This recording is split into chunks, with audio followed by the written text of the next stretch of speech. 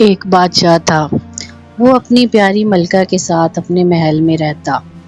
اس کے دو پیارے بیٹے تھے، ایک کا نام تارا شہزادہ اور ایک کا نام چاند شہزادہ تھا۔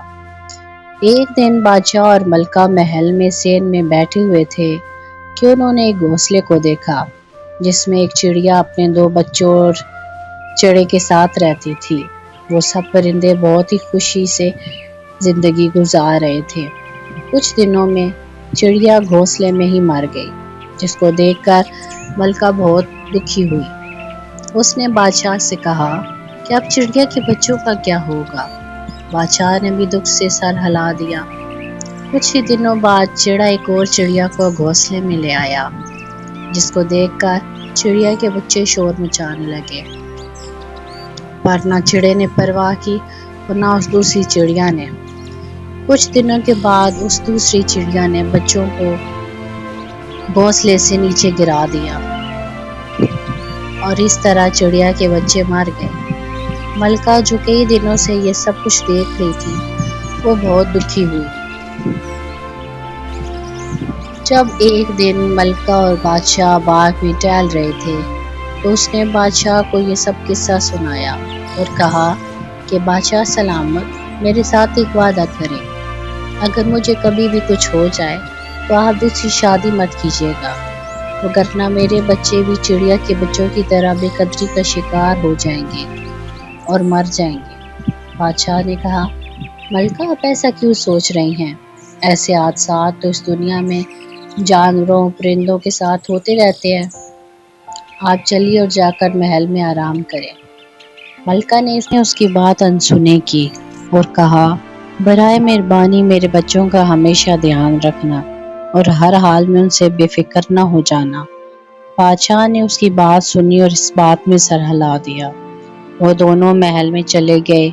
اگلے دن ملکہ کو تیز بخار ہو گیا اور تیسرے ہی دن وہ اس دنیا سے چلی گئی۔ یہ سب اتنا اچانک تھا کہ بادشاہ کو کچھ سمجھ نہ آ رہا تھا۔ وہ عجیب سی کیفیت کا شکار ہو رہا تھا۔ بار بار چڑیا کے بچوں اور ملکہ کی باتیں اس کے دماغ میں آتی رہتی۔ اس نے خود سے وعدہ کر لیا کہ وہ اب کبھی شادی نہ کرے گا۔ ملکہ کی موت کو ایسے ہی کافی وقت گزر گیا۔ بادشاہ اپنا زیادہ تر وقت اپنے بچوں کے ساتھ گزارتا اور ہر وقت اپنے بچوں کو دلاسا دیے رکھتا، ان کی دیکھ بھال کرتا اور خود کو ملکہ کی یادوں میں گرفتار رکھتا۔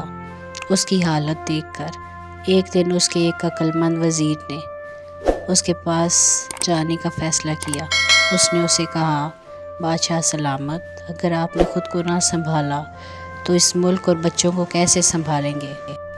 آپ کو شکار کے لیے چلا جانا چاہیے اور خود کو کچھ وقت دیں۔ بادشاہ نے کہا، تم کہہ تو صحیح رہے ہو، ہمیں خود کو مصروف رکھنا چاہیے۔ تم شکار کی ساری تیاری کرو، ہم کل ہی شکار پر جائیں گے۔ یوں ایک بادشاہ شکار پر اپنے کچھ دوستوں کے ساتھ گیا۔ وہاں پر شکار کے دوران وہ جنگل کے درمیان میں چلے گئے، جہاں پر ایک پرانا محل تھا۔ بادشاہ کو تھکن، بھوک اور پیاس کی وجہ سے اس کی حالت بہت خراب ہو گئی تھی۔ اس کے ایک سپاہی نے بادشاہ کو کہا، بادشاہ سلامت، اس محل میں کچھ دیر آرام کر لیں، میں یہاں کے مکینوں کو آپ کے آنے کا بتاتا ہوں۔ اس نے یہ کہا اور بادشاہ کی اجازت سے محل کا دروازہ کھٹکھٹایا۔ ایک دربان نے محل کا دروازہ کھولا اور اس نے بادشاہ سے ادب کے ساتھ جھک کے سلام کیا اور بادشاہ اور اس کے سپاہیوں کو لے کر محل کے اندر چلا گیا۔ وہ محل ایک عالیشان محل تھا۔ بادشاہ کو وہ دربار ایک عالیشان کمرے میں لے کے چلا گیا۔ بادشاہ نے اس دربان کو روکا اور پوچھا، یہ کس کا ہے اور تم کون ہو؟ وہ بولا، یہ شہزادی رضیہ کا محل ہے، وہ روم کی شہزادی ہے، انہیں سیر و سیاحت کا بہت شوق ہے اور شکار کرنا ان کی کمزوری ہے، اس لیے اس وجہ سے وہ آج کل اس محل میں رہائش پذیر ہے۔ اتنے میں دروازہ کھلا اور ایک خوبصورت لڑکی کمرے میں داخل ہوئی۔ اس کو دیکھ کر بادشاہ سکتے میں آ گیا۔ اتنے میں وہ لڑکی آئی اور اس نے بادشاہ کو ایک گلاس شربت کا دیا، جس کو پینے سے بادشاہ خود کو روک نہ سکا۔ وہ پانی پی کے بادشاہ کو نیند آ گئی، اور جب بادشاہ جاگا تو وہی لڑکی اس کے پاس بیٹھی ہوئی تھی۔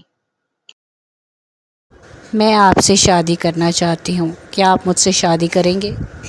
بادشاہ نے ہاں میں سر ہلایا۔ اس کے آگے بادشاہ کے ساتھ کیا ہوا دیکھنے کے لیے نیکسٹ پارٹ ضرور دیکھیے۔